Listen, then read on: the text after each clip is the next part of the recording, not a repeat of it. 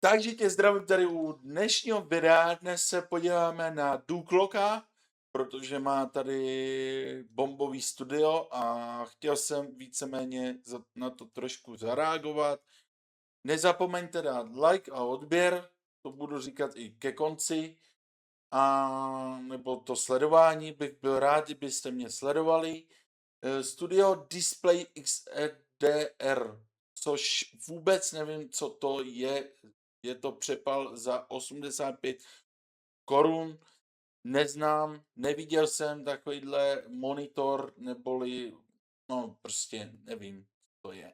Tak jdem se na to podívat.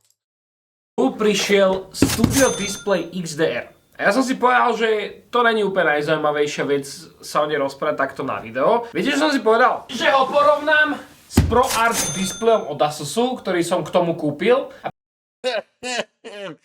Tak on si k tomu koupil ještě další monitor. A pekne si ich krásne porovnáme. Tak poďme ich rozbalím, ne? To je od Apple, aha. V balení Thunderboltík. To vypadá topově. Vstávaný power cable. Môžeš síce dať inak, ale je hneď defaultne daný cez stojan.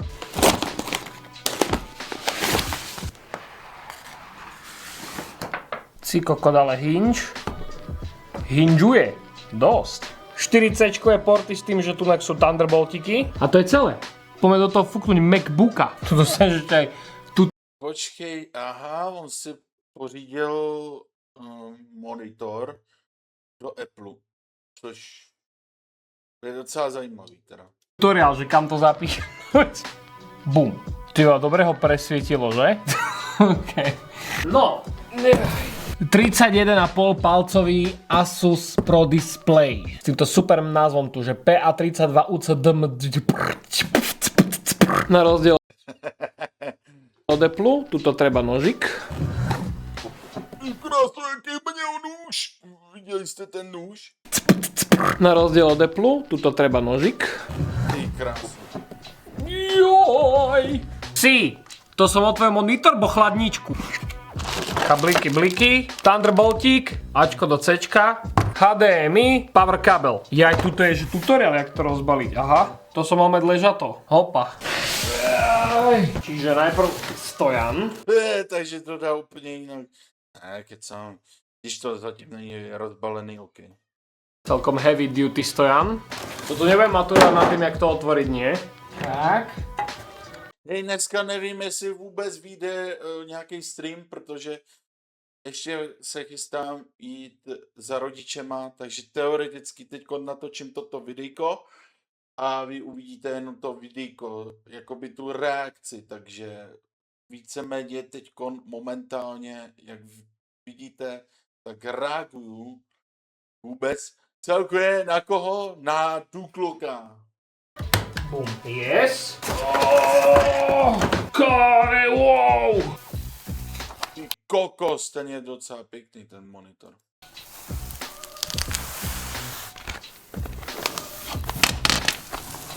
Ale akože majú niečo spoločné, akoby dizajnovo. Nie úplne, ale akoby, keď ich máš takto vedľa seba, ty kokos dosť v pohode. Hinžik hinžuje. Pozri sa, ide bomby.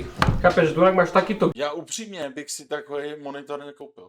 A když jsem koukal na ten můj 2K monitor, a když jsem ho rozbalil, tak jsem si říkal, ty čo, to je mega dobrý, ty. Tak. Superior Color Accuracy. Počujem máme vetrák vnútri. No tak poď. Celá táto sranda s monitormi prišla vhod, pretože ja tu mám tento hlavný monitor, to je Samsung. Hej, ale jak vidíte, tak přesně vidíte, jak to úplně vypadá top, jako že si tady nahrává videa a tak, jako prostě má nahrávací studio, což je úplně super mít, jako.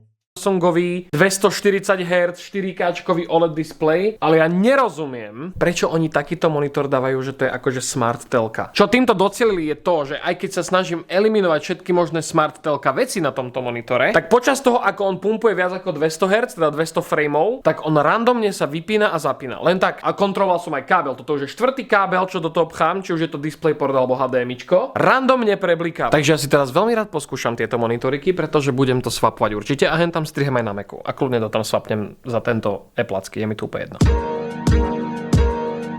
S obidvoma týmito monitormi som strávil teraz týždeň a mám už trošku monitory. jasno. Keď sa pozrieme na Studio Display XDR, to je taká klasická Appleovica, že oni sa vlastne tvária, že iný displej ako Appleacký neexistuje, takže primárne si ho vlastne porovnali so svojím Studio Displayom, nie Studio Display XDR, to je tento, a predtým mali ešte lacnejší vlastne o polovicu, čo je v podstate skoro rovnaký panel displejový, s tým, že vlastne tento XDR je update na ňo konkrétne. Tentokrát tam majú tú mini LED technológiu, ktorá dovoluje tomu monitoru ísť až na 2000 nitov, čo je ako dosť hrot oproti 1000, čo dáva ten ProArt display. No ale máme na tom ešte aj ten nanotexture coating, čo vlastne teraz dáva Apple aj do svojich MacBookov alebo aj do Pro displeja, ktorý vlastne týmto monitorom úplne zabili, čo je úplná halus. To je jedno. Pamätáte si ten displej, čo stál, že $5000? Mne to zabili. Přepal. Plus 1000 za stand, ktorý máte teraz k tomu. Asi struhadla na sír sú drahé na výrobu, keď to robíš z bloku hliníku. Je to 5, čo má fakt, že dosť color profilov a podľa profesionálov, čo sa k tomuto vyjadrili, čo ja úprimne úplne nie som, tak color accuracy není na tom úplne najhoršie. Za tú sumu by fakt nemusela, takže díky Apple, že to tak je. Na tento monitor sa treba pozerať ako na kompletný celok, pretože áno, napríklad tento display, ten ProArt Asusácky ponúka niektoré veci možno vo väčšom pre profesionálov, čo potrebujú color gradiť alebo upravovať fotky, ale táto vec jedným káblom vám dáva v podstate všetko, čo môžeš chcieť od monitora naraz. Čiže okrem toho, že to je 5 mini LED-kové, čo má 2000 nitov, veľa farebných profilov pre Barskoho, ako si to chce Já nevím, proč tady natáčí 11 minut to má video. Co o tom chce furt povídat, jako víš co. nastavovať. Aj s tým brutálnym stojanom, čo je Jako jasný, chce to tady ukázat, ale je to úplně...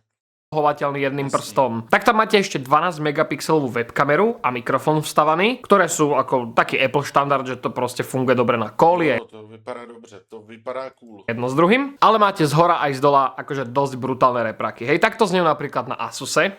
Proč jste všichni tak veselí a já mám parano. A takto znejú na Studio Display XDR. Dám telefon a rovnou si to předplatím, odemknul jsem další Väčšina profesionálov nebude robiť, strihať videjka alebo nejaké audio a tak ďalej z reprakov z monitora. Už pravdepodobne majú svoj nejaký sound systém, vieš, že akože cool, že to tam je, ja som rád, ja znie fakt skvelo, ale keď niekto ide kupovať takýto drahý monitor, pravdepodobne už má nejaké štúdio, ktoré má svoje nejaké repráky alebo monitory. Čo ako niekto možno trošku bude smutný, že vlastne máš dozadu len 4C, z čoho sú Thunderbolty niektoré. Tak ak náhodou máte ako peniažky a kúpite si druhý, môžete si ich spárovať a budú fungovať akože spolu, ale nečaká vás tam žiadne HDMIčko, ani DisplayPort, ani nič takéto. Ale preto si to človek nekupuje, človek pravdepodobne vie, že to tak funguje, pretože má to byť fakt jednokábliková dusba na všetko, čiže máš toho potom USB hub, kde si môžeš dať ďalšie série petičky. Tentokrát, keďže je to novšia verzia toho Studio Displaya, tak tomu už máme 120 Hz. Čo ako na plynulosť softveru je super, vyzerá to skvele, je to také masielko na očka. A samozrejme, keď hrávate lolečko na svojom Macu, tak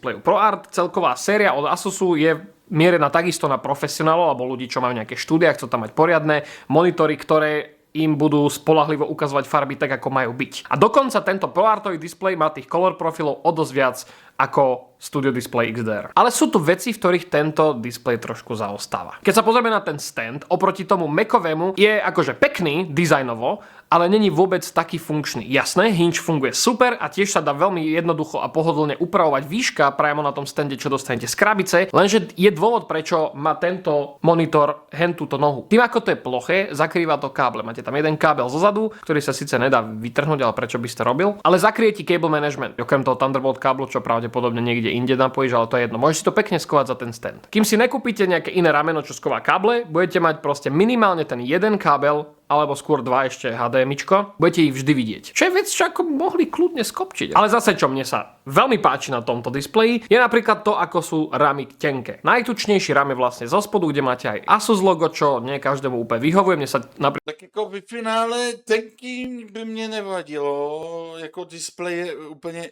easy, over a myslím, že je to fajn. Jako Napríklad aj na tenký tomto mi nevadí, jako. zase na druhou stranu páči, že tam není žiadny Já, kdybych měl tenký jako monitor, tak mi to vůbec jako nevadí. Já třeba tady mám 120 Hz a 2K, vůbec jako celkově. Dneska 2K je úplně běžná rutina, jakože mít doma, ale když se rozdíl mezi 2K a 120 Hz, jako tam jako je tam dost velký rozdíl. branding, okrem chrbtu, čo vlastne nikdy neuvidíš, keď bude pri stene. No a ProArt Display má ešte takú bradu, na ktorej máte vlastne tlačítka na ovládanie menu práve na tom displeji. A svetielko, ktoré sa dá našťastie v nastaveniach vypnúť, keď to chcete mať pekne clean a nechcete, aby tam niečo svietilo. Ale po každom reštarte sa mi to svetielko zapína. Ja neviem, či potrebujem nejaký software na to dať, ale vždycky, keď ja vlastne vypnem to svetielko a znova zapnem ten monitor, tak sa nahodí naspäť aj to svetielko. Tak na čo som si ukladal nastavenia? Ten displej je z väčšej časti plastový, teraz sa bavím čisto displeja, nie o stojane, textúru, tak je to vlastne klasický lesklý monitor. Čo znamená, že keď máte za sebou nejaké lampičky alebo nejaké svetlo, tak to nedifúzne tak krásne, ako to práve robí ten Studio Display XDR, pretože on má tú nanotextúru, čo to svetlo celkom tak ako zožere. No a teraz taká jedna vec, na ktorej som si všimol dosť veľký rozdiel aj práve v obraze obidvoch monitorov. Prišlo mi, že na Studio Display XDR biela s čiernou o dosť viacej blíduje, keď je tak napriamo daná. Pretože tu máme mini LED technológiu a tu máme OLED. A na tom OLEDe mi naozaj prišlo, že separácia medzi bielou a čiernou bola o dosť viac prirodzená ako práve Však OLED vždycky byl nejlepší. na tom Studio Display XDR, kde malinko tá biela do tej čiernej sa tak vsakuje pri vyššom brightnesse. A to sa dosť odráža, aj keď sledujete HDR content, alebo hráte HDR hry, alebo primárne striháte HDR videa. Pretože naozaj pri tom väčšom kontraste a hlavne pri väčšej tme v záberoch Já vůbec celkově jako to nějak neřeším, já jsem rád tady za 2K monitor, jo, i když bych mohl třeba mít i 4K, ale už bych tam měl problém se hrama, tak si říkám jako, že s 2K jsem spokojený nadměrně, myslím si, že je to OK. Tady jsme viděli teda Duclocka, co tady říká, což je super. Mně stačí těch 8 minut, protože víceméně nemá cenu tady okecávat monitor jako monitor, ale aspoň jsem viděl, že monitory i lepší, to si koupíš jako prostě za hodně peněz, jestli dává jako smysl, tak pro mě určitě ne, ale pro ty lidi, kteří prostě tady stříhají dennodenně, tak si myslím, že je OK. A to už je takový jenom spíš profesionální monitory, takže pro mě jako profesionál, já nejsem profesionální člověk, takže asi tak. Ale jinak, jak říkám, monitor fakt se mi páčí, je to pěkný. Dva ty monitory samozřejmě ukazoval ten a ten a myslím si, že velmi zajímavý videjko. Takže tohle za mě přijde úplně top. 8 minutek stačí, takže se mějte a zatím čau. A nezapomeňte dát odběr a like, budu se těšit na další video. Mějte se, čus.